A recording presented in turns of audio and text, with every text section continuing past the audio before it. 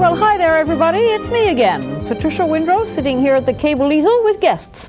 This is part 2 of a program which was to introduce you to the Environmental Center of Setauket in Smithtown. And in order to do that, I brought in a human being called Elizabeth Benuti and her friend, a lady great horned owl, which I think that you will find is probably one of the more intriguing guests. We've had a lot of people here. We've had policemen and we've had reporters and all kinds of experts, but I think that probably if we were to have a competition, this is the most fascinating of them all. And it's possible because this is a very wise looking creature but doesn't say stupid things. Which is not what you can always say about some other guests. Anyway, we've had a wonderful time here for the first part of this program with this owl that seems to be perfectly at home, sitting here in a studio with many, many lights, a lot of distractions, 4 cameras, me jabbering away, and you, of course, her very best friend. You told me before, and I think that we mentioned this on the first program, that this owl thinks that she is you. That she's a human. That she's a human, that's correct. This owl, unfortunately, was taken out of the wild when she was very young, and she never had a chance to actually see her parents. And since she didn't see her parents, she never had a chance to imprint on them. Imprinting is a process that all wild animals go through. They see their parents and they realize that's what they are. Well, since this bird saw a human instead of her own species, she now believes that she's a human. And what makes this really sad is she does not accept other great horned owls as her own species. So if she's released into the wild, they would not associate with her because she didn't answer them properly. And what really, she'd become dangerous in the wild, when she becomes a breeding age, of course she would want a human as a mate. And she would decide to pick one person to be her mate and then start keeping all others out of her territory. And that's when she can be very, very dangerous. The feed on these birds can do a lot of damage to you if she would happen to grab onto you, trying to drive you out of her area. I see. So the chances of this little lady, you say she has laid an egg. I think that we already said that, and that seems to be what comes naturally. But there was no male present, so it wasn't fertilized, and so the egg is now sitting in a showcase somewhere. That's right. With nothing in it but air. Right. All right. Well, tell me more about this nature center, which is a gift to our area without question. And you must elaborate on it, would you? Okay, the Environmental Center is a private nonprofit organization. We're located in Smithtown, just off of Landing Avenue. We survive on members and people who come to our programs. We run family programs and children's programs, as well as schools come into us, and we go into schools with our animals. We run canoe trips, we have bird carving classes, photography workshops. We're quite diverse in the type of programs that we do offer. Of course, the live animals are always a big hit for any of the programs.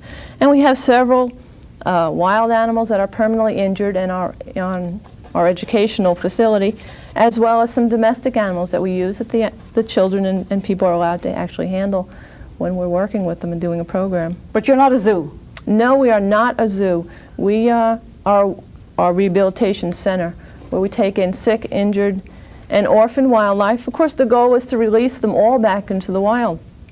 But unfortunately, sometimes their injuries are so severe that they won't survive in the wild any longer. And when that happens, that's when they go into the educational programs. Animals that are going to be released are never exposed to human contact. We don't want them to get used to people and consider people their friends, because that's when they get hurt. You mentioned once before that there is going to be a fair, and you must tell us about the fair and just when and how and where and so forth. Okay, we do run an annual nature fair. It's kind of like a big open house. All the animals are out on display, and we'll be doing programs with them, as well as children's crafts, and we'll have entertainment for adults. We'll have other organizations come in and show you what they do on the island, and the types of things that they're doing, as well as some vendors which sell nature-orientated gifts or wares, as you might have. We're very strict about what comes in. We don't want it to become a flea market. It's definitely not a flea market. It's all nature sensitive things that come in. The town of Smithtown is also involved with doing composting this year, and they're actually having a composting mower that they're going to auction off, mulching mower. Well, while you're talking about this, I seem to feel as though I'm obligated, because this is a program of instruction as well as this wonderful information that I haven't done an undercoat of the color of the feathers, because I have to do the technique of putting the feathers on this has to be an overlay. So I lay the lighter color on first, and now I'm going to begin to make the pattern, which is of course probably the most identifying thing about this bird is the pattern of those feathers, right? Yes, it is. Well, we saw a tape in the first program that showed other owls and other patterns. But would you say that these wonderful lines that do this, the one that I'm doing right now, are these typical of the great horned owl, or do you find this kind of a feather pattern in other ones? Right, the vermiculation that you see in this bird helps to camouflage her. Oh, do that word, vermiculation? Vermiculation. Okay. It allows her to simulate bark of a tree. If this bird was sitting next to the bark of a tree and happened to close her eyes, you would never see her. Very tricky. It's wonderful, and it's so it needs to be refined, of course. But when I finally finish this, and I'm hoping that I can pull this off in the short space of really less than an hour, because there have been interruptions and so on. But when I finish this, it is my intention to give it to the center in time for their fair on the 13th of June. Is that it's it? the 13th of 13th June. Yes. of June in Smithtown, and this painting will be available for sale. Elizabeth, what are they going to do with this picture? Well, this picture, they will have it, like I said, for sale. They'll probably either raffle it off or auction it off at the center as one of a fundraising. Like I said, we do many things to try to raise funds for the center, and hopefully this will be a very big hit. And where do you get your main funding from? From our members. Incredible. Well, if you were to be able to pass the word around to your center over there that I would love to do this fairly often with other animals. Do you have other ones that are willing to pose, don't you? Yes, we do. Then your fundraising could actually be counted upon to do this maybe 2 or 3 or 4 times a year or more with paintings of these animals, because I think probably nothing that I enjoy more than doing animals. And I find that most people like to see the animal come alive and on canvas. It certainly isn't anything to be compared to what happens when you see them in the wild. But I'm so glad that I'm curious to find out what these patterns are. Did you say that the horned owl, this is the only one that has these patterns so that it can be camouflaged against the bark of a tree? No, most of our owls, which are nocturnal, nighttime hunters, they're camouflaged in this way. All the way, if you look at the bird all the way around, has similar patterns. Her coloring is versus a diurnal bird, which will be light underneath and darker on top. Oh yes. Tell me where this Bobo virginiatus or whatever it is lives. Where does she live? She's a native to Long Island. No, but I mean right now. Where does she live at night? She has a very large flight cage at the center where she gets a chance to exercise, and she has her toys that she plays with. Toys? Yeah. Tell me about her toys. She likes to be kept happy, and she has a tree that she flies around in and plays with. She has sticks that she carries around. She has some seashells that she's always rearranging in her cage. She's very particular about what is where, and she'll often redecorate. So she has a brain. Yes, she has a brain. But it's small. It's very small. I know, but she knows what she likes, and she knows where to put her shells, and she's particular. Yes, she has a definite idea of what's supposed to be where. Well, then there is a thinking process there, which just may indicate brain matter, which is particular to her, yes? Well, I don't know if it's so much a thinking or it's entertainment for her. She gets bored in that cage all by herself. You know, maybe if she was wild, she'd be able to fly around free over a large area. But you can never do that. Right, she can't do that, so we have things to entertain her to keep her happy. Do you talk to this bird? Yeah, I talk to this bird a lot. Does she know when you're talking to her specifically? Yes, she does. She considers me her mate. Okay. Does she respond to you in any visible or audio way? Yes, she does. During breeding season, if I hoot to her, she hoots back to me. And we have some major conversations sometimes. When I enter the cage, she does the same thing that she would do to her mate. She bows her head. She'll preen my hair. I have to preen hers. A lot of physical contact that is thing that she would naturally do to another owl, she will try to do to me. Tell me if you have to go away on vacation. It's always a problem. I see. Okay, it's you know, when I left Virginia to come up and do this, I had to make sure that my son came and picked up his dog, who lives with me, and make sure that dog is going to be forthwith taken care of. And so you have this. It's like having any living thing. Right. You must. And can anybody take over for you? If something were to happen and I moved away and she couldn't come with me, she would eventually accept another person as her caretaker. She does allow other people to come in, but she does not verbalize to them the way she verbalizes to me, and she does not react to them. She actually will go away and try to get away from them. Do you have a husband? Yes, I do. What does your husband think of when you talk to this owl? I think he's jealous. But he's in the nature business too. He's a what? Yes, a park ranger? He's a park manager for one of the state parks, and yeah, he understands what's going on. He knows, of course. Sure, he does. He appreciates. I'm sure that he brags about you at every given opportunity to other people. Oh, I don't know about that. Well, I'm sure. And you have other animals at home? Yes, of course. We have our domestic animals that the children are allowed to play with, and we have a good time with.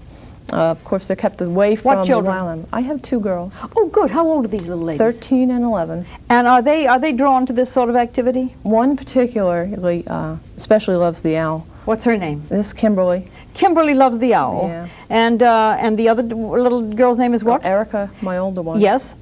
And Erica, she sort of tolerates it, or does she sort of go No, along? she likes animals as well, but she's more into the manatees down in Florida, and she's big on saving things that need help. So she's right into the field as well. See what happens in a home when you go and introduce something. You get yourself all sorts of possibilities. It's become a lifestyle. Yeah, well, my sons were brought up in a house of music, and guess what? I have 2 singers, one an opera singer and the other's a bluegrass singer. So they were playing piano when they were 2. Anyway, let's get back to this remarkable understanding of these creatures. You said earlier something rather sensitive, because you're a sensitive person, but you said to think that all of these creatures are out there, living among us. Tell me more about that feeling. Knowing that they're there?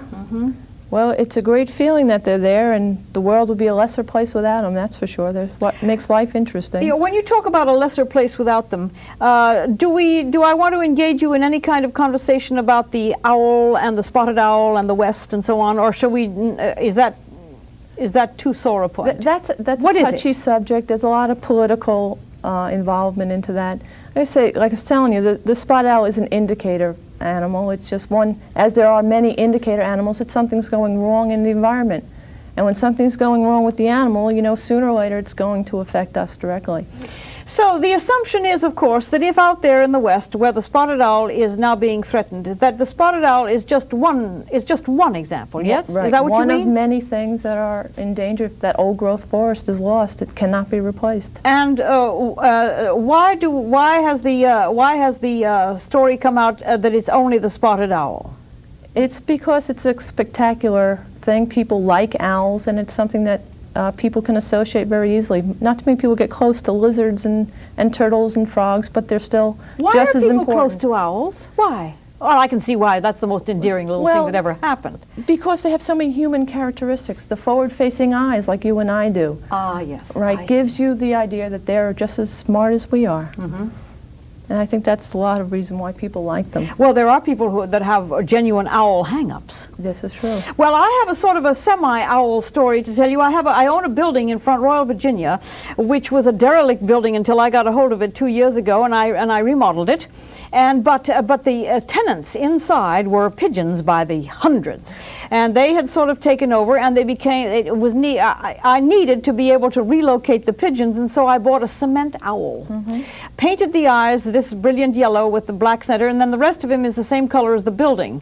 But the pigeons recognize the silhouette of this owl. They don't care about the feathering and so on. They care that that figure is there, and that owl has performed as much a service to me, I think, as and I didn't mean to get rid of the pigeons. They simply went over to the other abandoned building. They went over to the old vaudeville theater, which is down the road, down the street a piece, and nobody cares about that right now.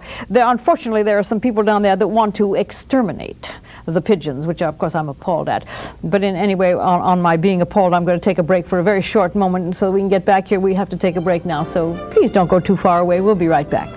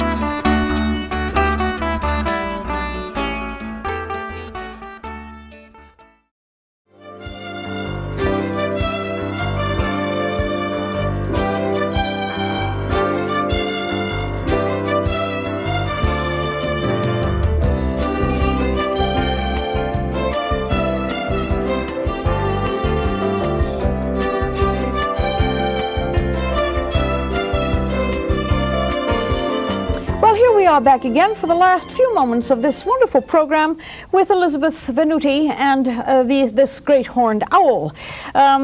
We've conversed a great deal about it, but I do believe you have a tape which you might be able to talk to us now and tell us what we're looking at about the Nature Center over there. We have a tape a little bit about the center itself. The picture you're looking at now is the Edith and Vale Blydenburg House. The center is located on their old estate. And we do wildlife rehabilitation. This is one of our educational birds. This is the eastern screech owl. This particular bird has a leg injury, and he is a permanently injured bird. Like I said, is part of the educational programming.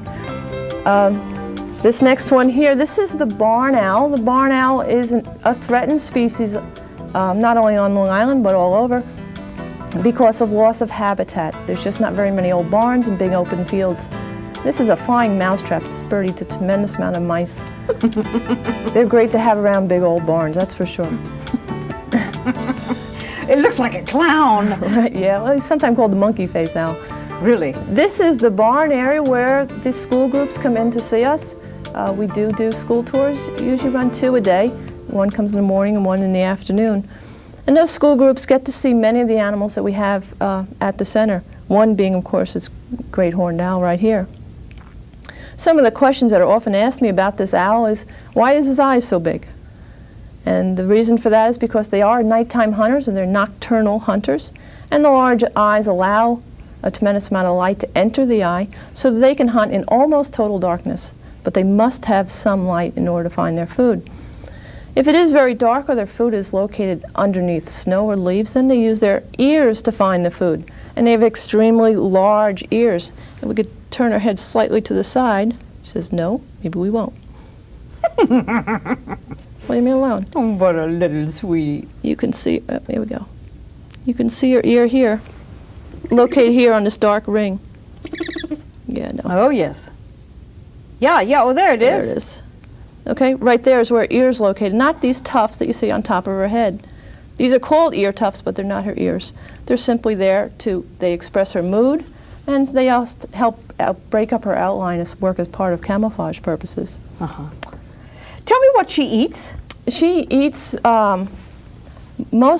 particular bird, I feed her mice and rats, but in the wild they will eat just about anything. They can take something as large as a skunk.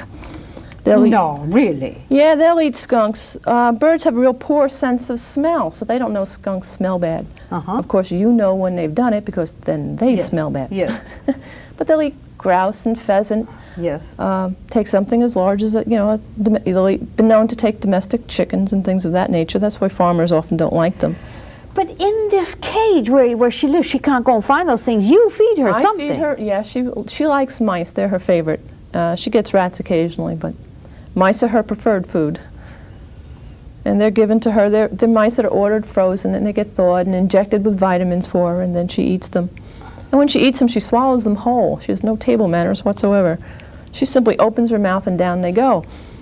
And as a result, she eats the bone and the hair and feathers if it happens to be a bird. And one way owls digest food is they have to regurgitate this pellet, which consists of the bone and the hair of the animal they ate, because bones are not digestible. Yes. I'd like you to probably elaborate once again on your particular training for this kind of thing. Okay. Did you study for this, or did you fall into it? A little of both. Okay. As my schooling-wise, I was animal husbandry, and I dealt a lot with animals. As far as wildlife, I kind of fell into the field, having married into the field, and got involved with the environment, environmental causes. As far as a rehabilitator, a lot of that is self-taught, and going to a lot of seminars and spending a lot of time at the library researching the animals that come in. Tell me what your feelings are about the environment in general. It's in trouble. Okay, can you elaborate on that without taking another 4 hours? But tell us what you as a professional feel about this trouble that we're in. Well, there's just not enough respect for the environment and the world around us, and that's one of the things the center hopes to accomplish by having school children come in and let them see these animals up close and appreciate the beauty and importance that they are in the environment, and how the world would be, like I say, a lesser place without them there. But if we don't take care of the environment, they're going to disappear, and that's going to affect us directly. You know, it's interesting that we talk about this now with the respect for the environment. I suppose that I have more often seen children of all ages step on an animal to kill it instantly. Right. Whether it's an enormous beetle in the garden, or whether it's, I don't know, I mean, they go fishing, and if you pull a fish out of the water in order to eat it, that's one thing, but to pull a fish out of the water and then slam it onto the rocks and kill it with a stone and so on, it would seem to me that somewhere along the line there's something maybe innate. I find a spider and I'll put it outside the kitchen door. I'm not going to go whack and say, okay, well, that takes care of that, because I figure I can't make a spider. Right. A lot of that, I feel, is ignorance, and I see it a lot when the children come into us. You often will get one in the group that's like that and see something, they want to kill it right away. A lot of it is fear of the unknown, and that's why they do that. But after talking to them for a little while and let them hold that animal in their hands and get to know that animal, they develop a respect for it, and they start to think about these things just a little bit differently, and how that animal has a place in the world and why it's important. You know, why is that caterpillar important? Well, that feeds that nice bird that you like to listen to sing, and how all these things are interconnected. Nothing survives by itself. Yeah. Well, yeah, you mentioned the word caterpillar. There are more people who recoil at the presence of a caterpillar, and the first reaction is to whack at it. Right. So it's always been a little bit disturbing. I gave birth to 2 nature boys. I mean, there was no way of dealing with having them. They had frogs and all sorts of things, and every possible thing that you can imagine that I was willing to be able to spend the time to, because if you have an animal, you got to take care of it. Sure. And you don't buy a dog and then expect it to take care of itself. So we've had a lot, but I find that there are people who just don't want to be surrounded by this stuff. They don't want to see beetles, and they don't want to see, I must say that we were the only apartment in New York that rejoiced when we found a tremendous amount of cockroaches, because the frogs lived on live bait, and we would had a box in which so we were always very happy to find them. I would love to be able to, we have a very short time left, but I would love to be able to see the wonderful wing spread again. Do you think that, Sure. do you think you could get her to spread her wings and we could see the full effect, as Clouseau would say, the full effect of this remarkable creature? And I wonder how often, besides Marlon Perkins and maybe Jim Page, will we see this kind of thing? Certainly not on home television. Look at that wonderful. You say that's 4 feet wide? She's about 3.5 to 4 feet. And she's flapping her wings because she needs her balance. Well, she's getting her balance on my hand. Right. If she weren't tethered, she would fly. She can fly, yes. Chances are she wouldn't. She tends to stay pretty close to me. You notice how she's flapping her wings, how silent that is. Yes, yes. Tell me about that. She's moving a lot of air around, but not making a tremendous amount of noise. What she's doing when she's flapping, you notice on the edge of her wings, they're very, very soft edges to her wings. And what this does is it cuts the air, and it stops the whistling noise. If you ever hear a swan or a duck flying, that whistling noise is the wind hitting the feathers and making that sound. Owls have very soft edges because they have to fly at night, and if they made a lot of noise, of course the mouse or something would hear them coming and scoot away. So they're very silent flyers. Well, it is an amazing wing spread. And what does that bird weigh? She weighs about 4.5 pounds. Is that all? She looks like more because of all those all the feathers. things. It's all fuzz. I could take my hand and I could disappear my fingers into her neck that far before I touch the skull. So she can live out of doors in all. What did she do when the blizzard hit? Was it she just sat there and said, "This is nice." It didn't bother her. She said, "This is nice." Yeah, she sat there. She was actually covered with snow, and she didn't even move.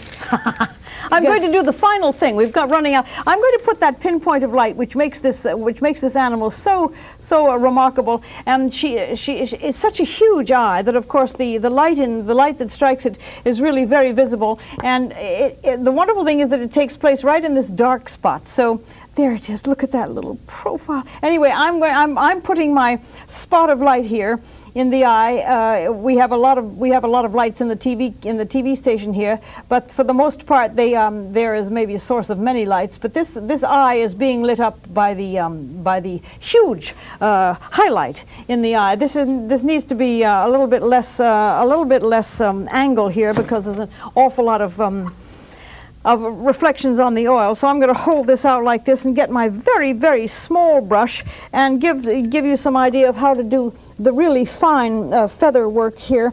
This painting I'm going to send home with you to the center, Elizabeth, so that you can auction it, or isn't that what you're going to do with it? Yes, we're going to auction it off at the Nature Fair, which is on June 13th from 11 to 4 at the center. And it is one of our fundraising events that we run annually.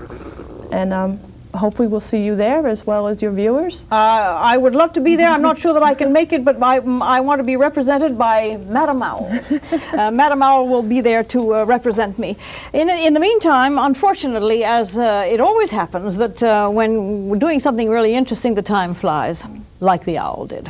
Thank you for watching. I hope that your interest was aroused, that you will go over to the Nature Center in the Setauket Smithtown thing down on Landing Road in Smithtown on the 13th of June to partake of all this remarkable gift that Long Island has to offer. And fortunately, this program is able to disseminate that information. I can't tell you how I liked it. I hope you did. Be sure to watch again. We're going to do this again, I'm sure. Bye-bye. This is us. Elizabeth Benuti, thank you. Thanks for coming. Oh, and thank you for inviting us in. Goodbye. I'm not going to shake your hand, madam, because I have seen the glove put on for obvious reasons. And this is it. This is the end of our Madame Owl program.